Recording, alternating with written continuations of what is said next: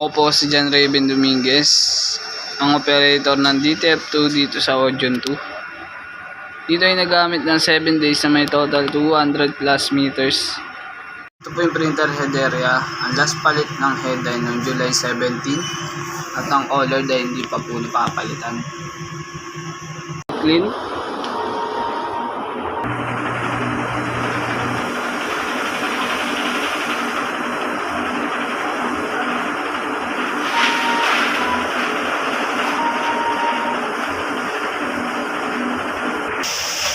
Ito po yung capping, may 60% condition.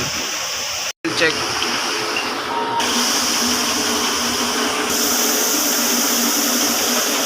Yung system tama lang.